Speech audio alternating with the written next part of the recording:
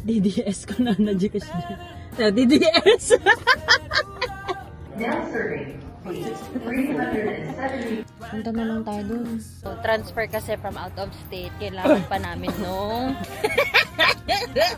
Si Daddy, ang binayaran namin para sa Silverado ay medyo nilowball ko yung aming budget for this.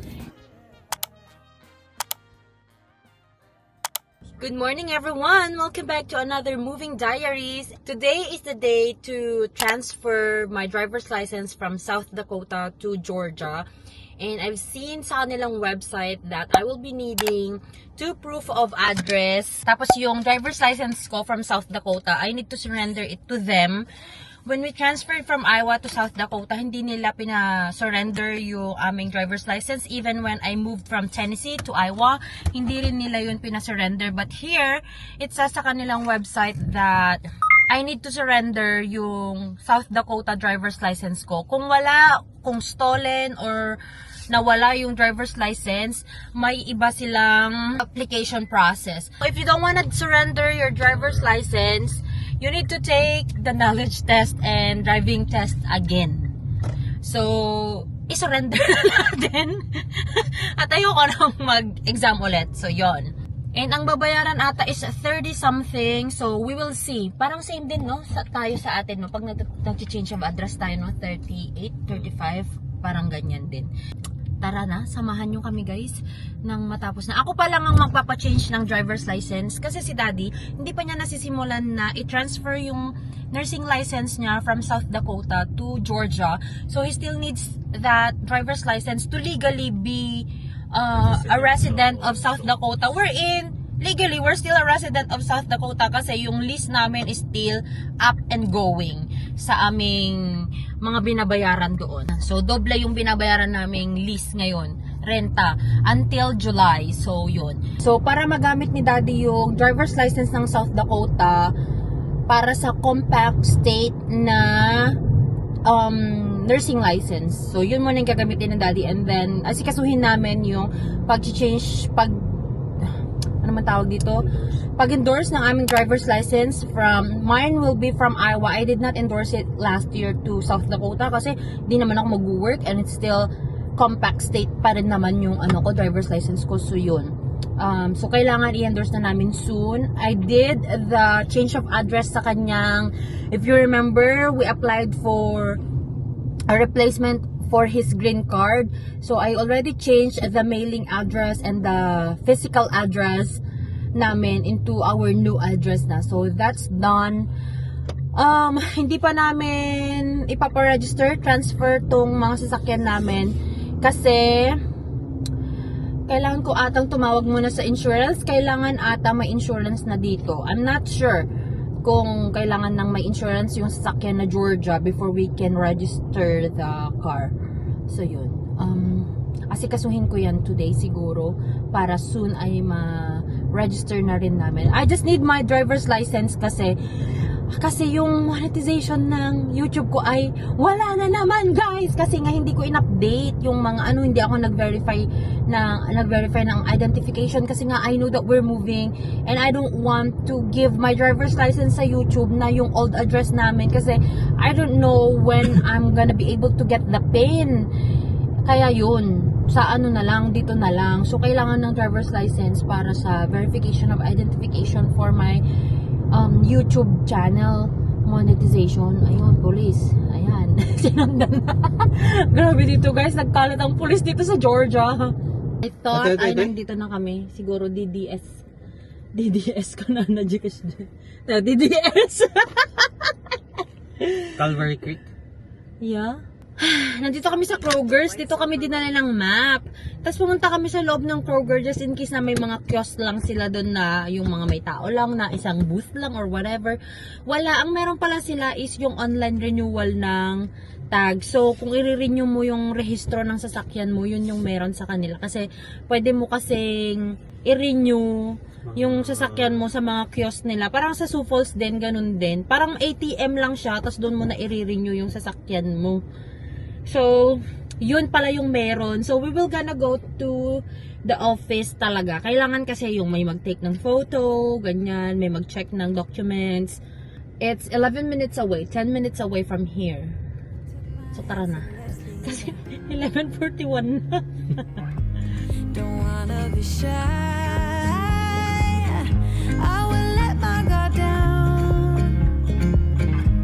Don't wanna be shy. I will let my guard down. I wanna laugh out loud.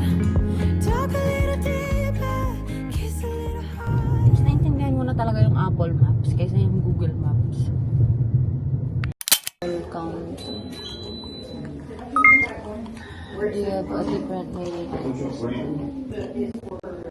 Now serving B373 at Station 3. 165. Now serving B370. Guys, so tapos na po ako. Grabe, napakabilis lang. Parang wala pa akong 30 minutes sa loob.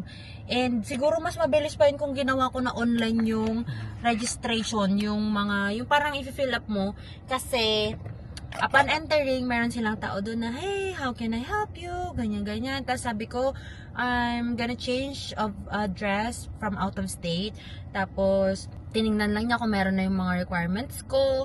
Tapos, pinaupo na ako sa computer na ano na lang daw yung online application. Pero kapag hindi, ayaw mo naman ng online application, may mga papel naman sila kasi yung mga matatanda, papel yung ginagamit nila.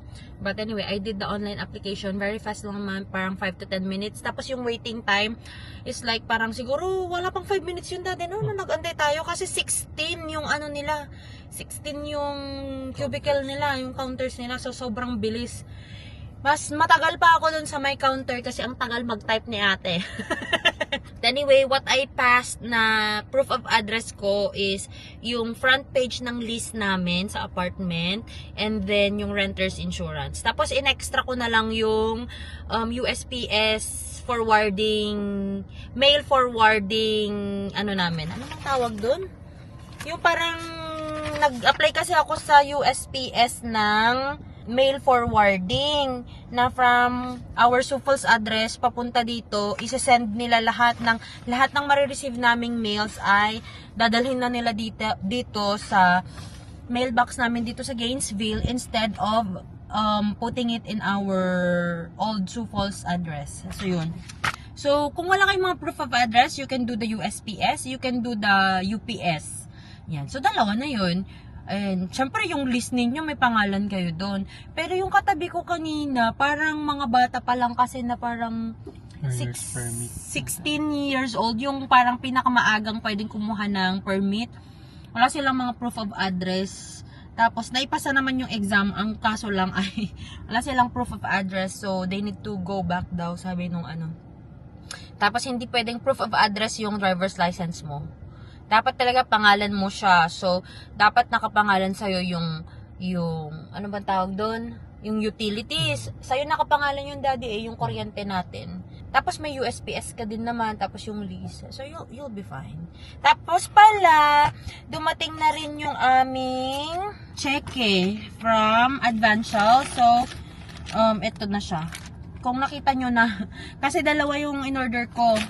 Dalawang account, yung joint account namin tsaka yung isang account ko. And sabi ko, dalawa, yun pala. Akala ko dalawang booklet lang yung isesend. Pag sinabing dalawa, yun pala dalawang package. So, ang dami na naman ito, 100 na naman to. 25. Ay, dami na naman. Ayan. So, kung kulang pa sana talaga, ilalabas ko na rin tong mga cheque namin. Kasi pwede rin yung cheque or pwede rin certification from the bank, yung statement, credit card statement, bank statement, mga ganyan. So, anything na may header ng company and then the address. So, yun. Are we going na? Let's go. Ay, nga pala, update nga pala sa driver's license ko from South Dakota. They didn't get it. Parang proof lang talaga siya. Kasi dun sa website nila, nakalagay na you need to surrender. Yun pala, ano lang siguro. Siguro proof lang na nag-take ka na ng knowledge test prior siguro. So, binalik naman sa akin. So, ang dami ko ng driver's licenses. May Tennessee ako, may 2 Iowa ako, tapos may ano pa ako, isang sufo. So, 4 pang 5 na to. Ang dami ko nang in-spend na pera para sa ano? Para sa DDS. DDS, Department of Driver Services. Kasi dito, hindi DMV. $20 lang, daddy. Oo, nakita ko nga ito. Ang mura! 30 plus sa Iowa, tsaka sa Sofals, no? Mura, $20 lang. Tapos Apple Pay, pwede pang pambayad.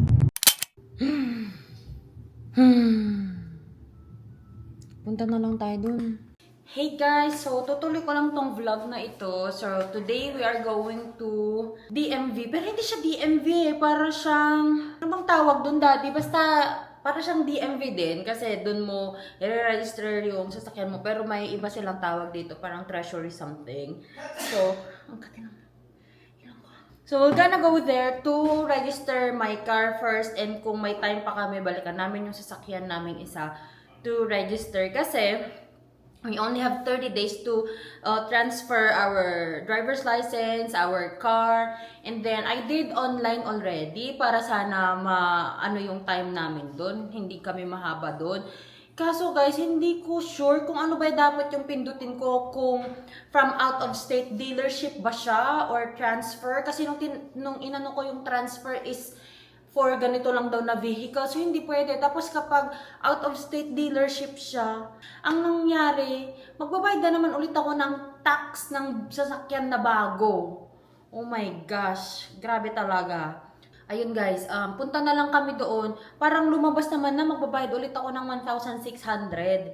Which is, baka naman mali. Kasi iba yung pinindot namin. So, hindi namin talaga mawari kung paano. So, we'll just go there. At least doon may nag-a-assist para malaman namin. And then kami nang mag-ano sa computer if ever man.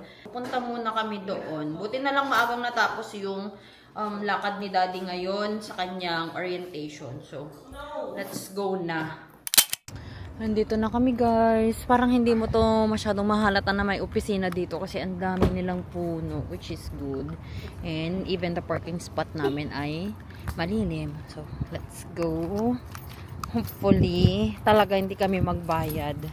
Ewan ko na lang pag kami nagbayad ng 1,600, umasa pa man din akong $20 lang yun. At saka kung nag-budget man ako dati ng medyo malaki kaysa doon, eh hindi ganun. Ganun kalaki na 1,600. Parang ang binabudget ko lang is 500. Ganun each car. This is gonna be like 3 times over the budget of each car. If ever. Pero sana hindi naman. Tapos na kami guys. Ay nako. Napakatagal namin. But we are so thankful kasi yung nag-assist sa amin si Emily. Si Emily. Napakabait. Kaya hindi ka mabubueset kahit medyo matagal. Kasi matagal siya because of us. Kasi yung process pag-transfer. Oo, transfer kasi from out of state. Kailangan pa namin nung insurance. Kailangan kong tumawag sa insurance na dapat pag ngayon mo i-register, ngayon din effective na yung car insurance. Which is, totoo naman kasi ganun. So, medyo natagalan ako kasi nagtawag pa ako to change the address. Ganyan. Ay, si Mishi naging feel at home na doon. Ang bilis lang sana. As in, meron pa ngang nagsabi doon na lalaki na, wow, that was fast. Sabi niya, kasi kakarating pa lang niya, number na niya agad yung natawagan. We got our plates na, our tags.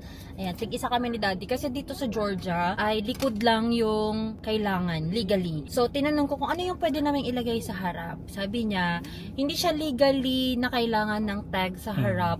Yung ibang nilalagay daw nila, yung mga favorite teams daw nila to support the team, gano'n. Ang legal lang na ino-honor yung harap ng car na tag ay yung mga retired veterans daw. Kailangan daw nila yun.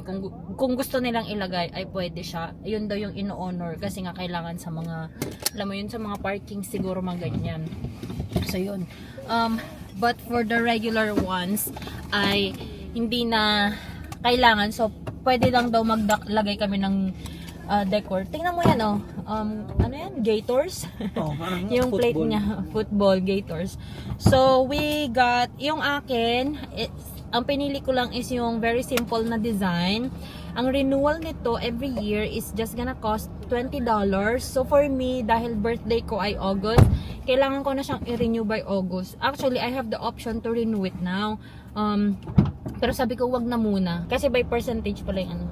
Yung Ayan, yung babayaran. Percentage naman pala. Mag-cash nanto na lang ako. 20 lang naman. Oo. So, I-enjoy mo muna yung 20 na binayaran mo. hindi. Ay, bakit hindi niya tayo binigyan ata ng receipt? Ay, aman. Meron may card receipt sa. Okay, so, grabe guys. Yung binayaran namin. Grabe yung binayaran namin talaga. So, sa akin, itong car ko, it's 437. Yung tax niya? Yung tax niya kasi, bali yung annual registration fee is just $20. Tapos yung title fee is just 18. Pero yung tax kasi ng sasakyan ko ay 399. So it's 437 in total. Yun yung binayaran sa akin. Samantalang nung nandun kami sa Sioux Falls, how much did I pay? Daddy, parang $90. $90 a year.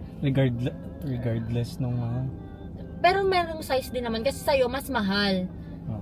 Parang, pero walang 100, hindi siya lalagpas ng $120 a year. Samantalang dito. Pero wait lang naman, wag kang ano. Tapos si Daddy, yung sasakyan niya, si Daddy, ang binayaran namin para sa Silverado ay $885. So, yung tax niya is $847.50. 885 siya. So, kung dito na talaga kami sa Georgia, parang sa kanila kasi, one time, big time talaga yung tax. Pero next time na magre-register 20 na na kami, wala na kaming babayaran ng mga tax, wala na, 20 na lang, $20 na lang. Doon kasi sa Sioux Falls, sa Iowa. Sa Iowa, yung pinakamahal talaga, parang every year dito sa sakyan ko, maabot ako ng 250 to 350, something like that. Parang may tax siya every year. Oh, tapos sa Silverado, 350 to 400 siguro. Parang ganun. Sa Sioux Falls, 90 to 120. Hindi siya lalagpas ng 120 yung renewal. The whole year. Pero dito guys ay $20 lang. And then nga pala, when you get a tag or ng plate number dito, you can choose from the two regular na free tag, not free tag actually, yung tigta $20 a year. Sa akin yung simple lang, yung puti na isa lang na peach because this is a peach state. Peach pala yung ano nila. Kala namin apple, kasi ang daming nagbebenta ng apple sa kalsada nung nagbibiyahe kami papunta Georgia. A peach state pala to. Kay Daddy naman yung mas makulay. Sa akin yung simple lang para madali kong ma-memorize. If you want Mas yung special. specialized, like for example, Emory University Cancer, Let's Fight Cancer Together, yung mga ganon. Atlanta Aquarium. Kasi kung sino yung, kung ano yung plate number na gusto mo, yung bayad nun ay parang mapupunta sa kanila, parang charity, ano mo, donation mo sa kanila ata. Tapos, yun nga lang, every year, kung magkano yung binayaran mo, like today, may mga tig $45, may mga iba naman is 80 and above. So, every year, magbabayad ka ng $80 and above, or kaya $45 above. Samantalang kapag itong dalawang regular plate is just $20. So, sabi ko, dyan na ako sa $20, I'm not gonna pay 45 every year. Just ano, hindi ko naman talaga sila fully, alam mo yun, yung hindi naman talaga ako very into them, yung parang buti sana akong member ako doon ng isang charity na yun para doon talaga ako magdo-donate, ganun. Hindi naman ako ganun. So unless in the future siguro we can do that kapag yung talagang sino yung gusto na naming i-support. Kasi meron din ang tawag nito, dog and cat sterilization. Number 1 is dog and cat sterilization. Ang dami nilang option. Meron ding, ano yung about sa butterfly? Gusto ko yung butterfly Zoo sana, ata no? din yun eh. Zoo. Hindi ba yung wildlife? Yung wildlife, yung... Wildlife yung madaming animals. Yun. Basta madami silang magaganda naman. Buti pa dito kukuha mo agad sa Pilipinas. Oo. Ano Kahit sa naman Pilipinas? sa Iowa, nakuha ko agad. Nakuha ko agad kasi niregister ko siya mismo sa treasurer's ano. Pero yung sasakyan mo sinend nila kasi parang ang nag-register nun yung car dealership, 'di ba? Sinend nila Hindi na. yung ano, parang sila kasi yung nag-handle nun na nag-register. Pero sa Sioux Falls, binibigay din agad, no? So yun. May mga ready-made na guys. So yun lang naman yung aming experience dito. Ay, thank you Lord at natapos na. Hindi man lang niya tinanong yung date ng pag-move natin, pero online, as in talaga, buti na lang. Pero doon naman kasi sa online, parang estimated lang naman. Kaya nagulat ako na 1.6, Diyos ko, parang 2 Silverado yung binayaran ko, sa sasakyan ko pa lang. Si Daddy naka-driver's license na rin pala siya, kaninang umaga lang, kasi hindi mo ma-register yung sasakyan mo dito sa Georgia kung wala kang driver's license. So, inasikaso yun ni Daddy. Buti na lang maaga siya nag-out ngayon. At nang natapos namin lahat ito. And I think we arrived here before 2 or 2. Eh di ano pa lang? Ay, almost 2 hours tayo dun. Kaya pala very apologetic siya na sobrang tagal na daw namin. Kasi pala yung papalang pangalan ko, eh di nga ayaw nga ng DMV kasi na yung apelyido ko nung dalaga ako, yun kasi yung nasa green card ko. Ayaw nilang i-follow yung nasa passport ko na nagpa-change na kasi ako dito noon sa Chicago na sa married name ko. Yung driver's license ko sa Iowa, married name ko na din. But when I went to Sioux Falls, they followed what's in my green card. Dito din, gusto nila sa green card. So, ang nangyari, buti na lang may soft copy ako ng marriage certificate para daw if ever man na ma-question yung ay may backup na bakit magkaiba yung pangalan ko sa driver's license ko at yung may-ari ng sasakyan. So, ngayon, ang gagawin ko ay magpaprint na rin ako ng marriage certificate namin dito para dito sa sasakyan. Lalagay ko siya dito. Meron akong lagayan ng registration and insurance dito. This is just from Temu. $5 lang ata to. And for sure sa Amazon meron kayo kung ayaw nyo sa Temu. And for sure meron din yan sa Shein kung sa Shein kayo nag-order. Shein is just like Shopee na and Lazada ngayon. Hindi ko pala nabanggit guys about dun sa car insurance namin kanina. Bali ang ginawa na ng Progressive, kung ano yung nandun sa dati namin, Sioux Falls, ay parang i-transfer lang siya and then nagtanong lang siya kung may gusto pa akong baguhin, gusto mo ba ng ganito, kagaya ng nasa yung parang yung loan payoff. Kasi yung itong sasakyan ko, itong Outlander, may loan payoff kasi. For example, pag na-total tong sasakyan ko, wala na akong babayaran sa kanila. Unlike kapag wala kang ganun part sa insurance mo or hindi ka kumuha ng ganun, kapag na-total yung sasakyan mo, hindi na nga pwede yung sasakyan mo, babayaran mo pa yung natitira sa utang mo. Ganun. And tinanong ko, gusto ko din daw ba na iganon yung Silverado? Tapos sabi ko, hindi na kasi may gap insurance na yung Silverado namin. So, yun. Pero mas mahal siya.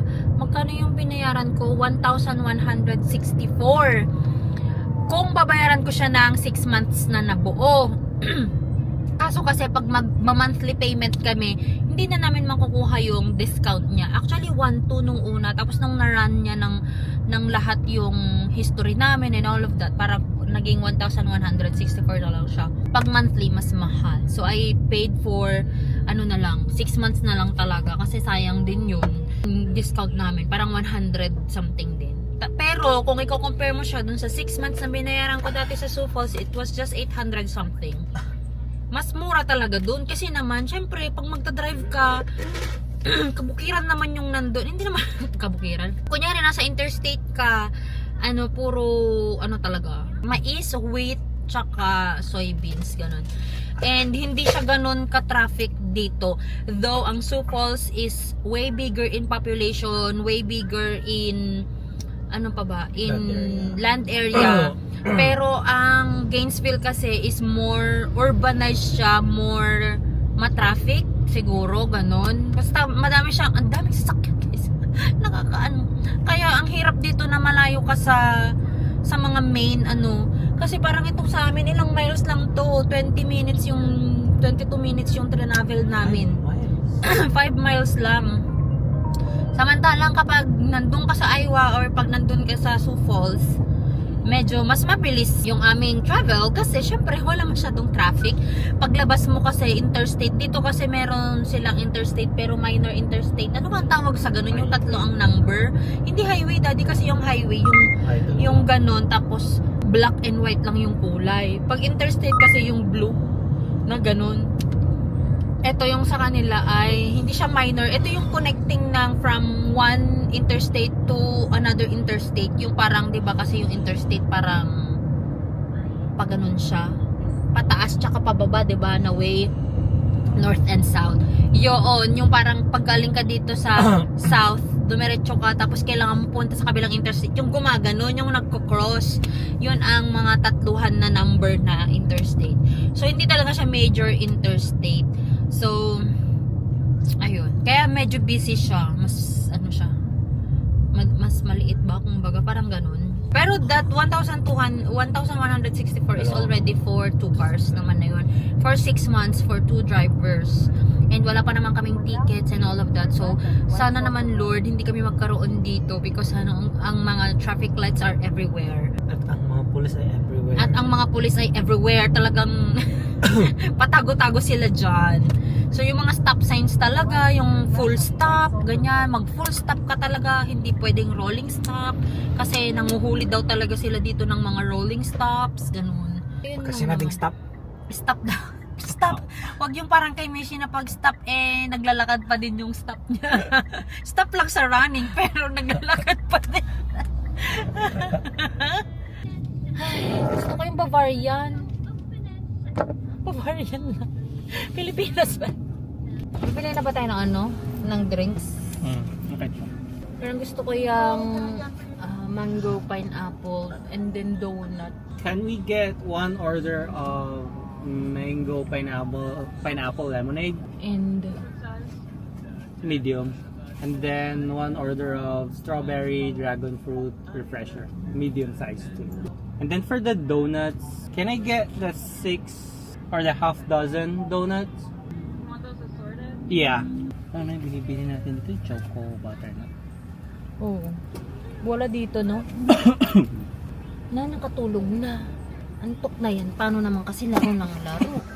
Park muna kami guys para kumain. But Yo. anyway, ay, masarap ba to? Oo, masarap yan. Ay, medyo kampante na kami sa pag-move namin kasi almost the same lang din naman yung process. The only thing here sa Georgia ay kailangan talaga nila yung address for our lien holder kasi nga 'di ba naka-financing siya. So kailangan talaga nila yung exact address for them to request the title from the bank. Ayan. Kaya yun yung mga nagpatagal sa amin kanina. I called Chase, I called Progressive. Buti na Advancial, nasa website lang nila yung address. Same lang yung mga address nila for everything.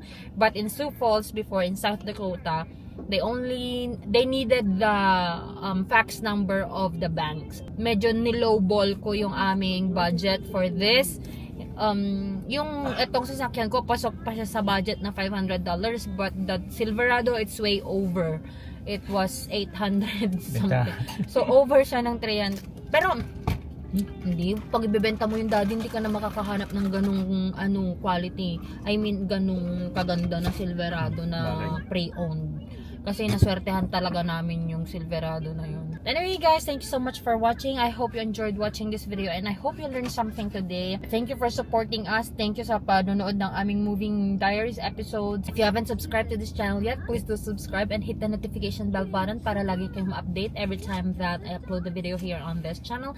And of course, if you haven't followed me yet on my Instagram and on my Facebook, the name is Joy of Mia. And I'll talk to you guys on our next one. Bye! Bye! Kapelo! We can do better. We can be setting go.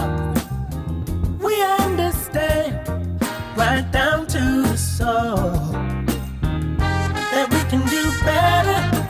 We can have a